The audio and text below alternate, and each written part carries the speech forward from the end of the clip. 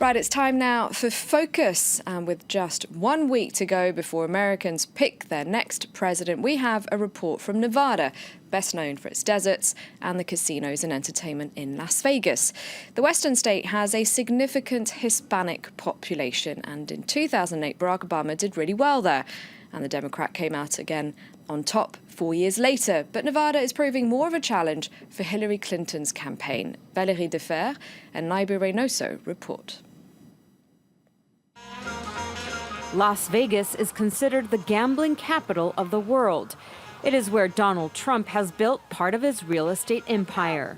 But at the bottom of Trump Tower, protesters have constructed a symbolic anti-Trump wall. Among the protesters is Celia Vargas. She has been working as a housekeeper at Donald Trump's hotel for the last 3 years. Celia and her colleagues are taking advantage of the presidential campaign to speak up about their working conditions. We're fighting because we don't have good medical insurance, we don't have an adequate retirement plan, and we earn less than other hotels that have union representation. If he wants to make America great again, he should start with his own workers, here in Las Vegas. Celia has joined the very powerful Culinary Union that represents 60,000 hotel workers in Las Vegas, the majority of which are Hispanic immigrants. Son los tacos anti-Trump y no son robados. Y viva México y nuestros tacos también. The union protest rapidly turned into a political event, as Democratic advocates showed their support to the workers, but also used it as an opportunity to woo the Hispanic vote. Sí, se puede. So let's vote. Let's vote for change. For change. Vote for hope. For hope. Vote for workers. Hillary now! Hillary now! Hillary now! In Nevada, which has traditionally been a swing state, the Hispanic vote is crucial. It helped Barack Obama win the election in 2008 and 2012. But Hillary Clinton isn't the clear winner in this battleground state just yet. Every week, Marlene Monteolivo, a local radio host, hands a microphone over to Latinos from Nevada. Muy buenos días, ¿con quién tenemos el gusto? Sí, le habla Jesús. Adelante, Jesús, con su comentario. ¿Usted a quién le va? Mira, yo le voy a Donald Trump, porque no hay políticos, porque la población no cree en la clase política, porque son unos falsantes todos. A lot of listeners expressed their disappointment over Barack Obama's unfulfilled promises, especially his failed plan for a comprehensive immigration reform. Others, like Cidia Sosa, turn to the Republican Party because they feel it is more in sync with their conservative values. I think that in the case of immigration, the Democrats have done nothing more than to tease us. They've made many promises that they haven't fulfilled, and unfortunately this makes us very sad. Latinos make up 20% of Nevada's electorate, but the voter turnout is often scarce. The challenge is to mobilize them to get out and vote. Pero salga a votar. El voto hispano es supremamente importante en estas elecciones. Radio La Voz de Nevada. Soy Marlene Monteolivo, recordándole que la información es poder. Infórmese. And for the first time, the Republican Party is working twice as hard to woo the Latino community in Las Vegas. Volunteers are seen canvassing Hispanic neighborhoods every day. Si sabe si va a votar por el candidato republicano o el candidato demócrata en las elecciones generales.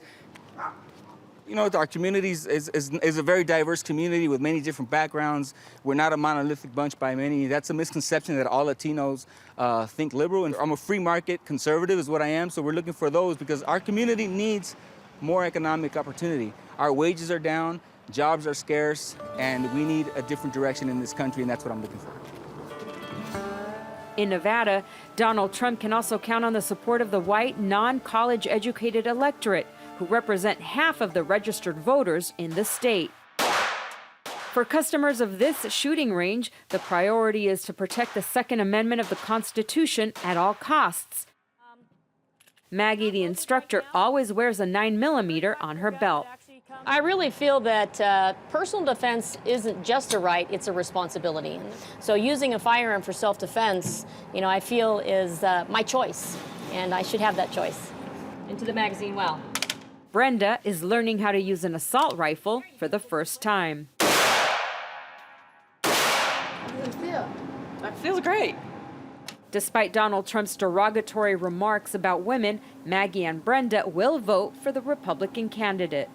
Is he going to be my best friend? No. But is he going to run my country like a good president should? I believe he will, much more better than Hillary. I think he is very much a patriot, as we are. So yeah, that's kind of where I'm coming from. 100% agree. High five on that one. Yeah. Losing in Nevada, where he is providing thousands of jobs, would be a big blow for Donald Trump. The billionaire desperately needs the 6 delegates from this state. And because many of the latest polls show he is behind Clinton, to beat her, he needs all the ammunition he can get. For more on this, I'm now joined by James Caesar. He's Professor of Politics at the University of Virginia. Hello, thank you very much indeed for joining us. So it looks like Nevada is proving a little bit more of a challenge for Hillary Clinton than it was for Barack Obama. But I understand that her campaign is encouraged by early voting. Yes, well, more Democrats showed up than Republicans to vote. It has a system of early voting. But, of course, this was all before the bombshell of last Friday. And we won't know what effect that has had on the rest of those who vote over this week and then on Election Day next week. Do you think it's going to have much of an impact coming so close to the election just a few days before? Well, no one quite knows yet, and even the content of what's in this is not clear. But it's not just a question of how people vote, it's a question of whether they vote. And something like this, people say, could have an impact of lessening the enthusiasm for Hillary Clinton. We're, after all, just speaking of margins of votes, of small margins in states like Nevada, a shift of 1 or 2 points or 1 or 2% of the Democrats not showing up, that can make all the difference. Not only in the presidential vote, but what's critical also in Nevada this year is the Senate vote, where Nevada could also determine who will be the majority party inside the U.S. Senate. Absolutely, because who leads in the Senate would make a big difference to how much power that the president actually has. Now, as you mentioned, we saw in the report we played just before this interview that obviously getting people to actually vote is very important. To encourage turnout, Barack Obama's campaign inspired hope. What would you say Hillary Clinton's strategy has been? I think the strategy of Hillary Clinton is to vote against Donald Trump. It's a negative. He's not the person, and he's especially not the person for you Hispanics. And this is true generally across the country. This is not an election in which people are voting for someone. It's an election in which people are predominantly voting against someone. Like you say, of course, Hillary Clinton has been able to draw on many of Donald Trump's comments to say, why would you vote for him when he's been so disparaging, for example, of Mexicans? But there are a significant portion of Hispanics planning on voting for him. How do you explain that? Well, first of all, every community is not as homogeneous as is presented in the media. Lots of Hispanics have lived here a long time in the United States. Many of them are, of course, pro-Hispanic, but they're not necessarily for unlimited immigration. They have some of the same doubts, or many of them have some of the same doubts as others do about the rate of immigration. So some of the rhetoric about immigration, building the wall, is not opposed by all Hispanics by any means. Then there are all the other issues, business-related, tax-related, economy-related, healthcare-related, where Hispanics obviously are going to divide as other Americans do. Now, apart from Hispanics, our report touched on this as well. Non-college educated whites, particularly men, they're a large group in Nevada and will play a key role as well. Definitely. That's been a strong Trump constituency, the lesser educated males and females, but especially males. That's an important part. And then there are other minorities that are important in Nevada. It's a remarkably diverse state, including large numbers of Asians, large numbers of blacks, and a significant Mormon community, which normally has voted Republican. But this time, it seems it's much more up in the air. And just a quick word on who you think will end up winning and how crucial it is to win Nevada. Well, it is crucial to win Nevada. There's lots of scenarios in which Nevada could be the tipping state. But now, with this latest event with the FBI, there are several different scenarios. The thing has kind of opened up, And as for predictions, I'd be crazy to make a prediction. Obviously, coming into this, Hillary Clinton remains the favorite, but there's a number of possibilities for a Trump victory as well. We'll have to see what happens a week from now. Thank you very much indeed, James Caesar.